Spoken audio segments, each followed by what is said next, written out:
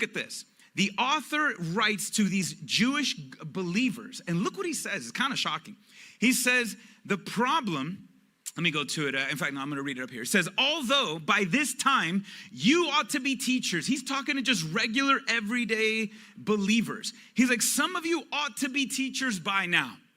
But you need someone to teach you the basic principles of God's revelation again. You need milk, not solid food. Now, this is shocking. Now, this is like the equivalent of, all right, imagine now you have a 18-year-old boy, all right, who is still being fed baby food as they doom scroll on TikTok. I got evidence. Look at that. All right, imagine that.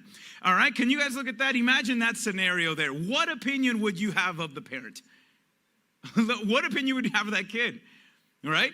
Obviously, what's the problem here? This kid should do better, right? I was like, wait, why are you still eating baby food and why are you still being fed? You know, like, come on, you should know better by now.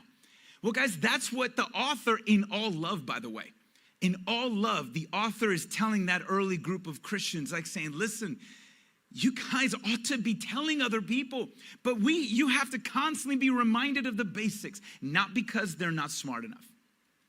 And it's not because they're incapable of understanding deep things.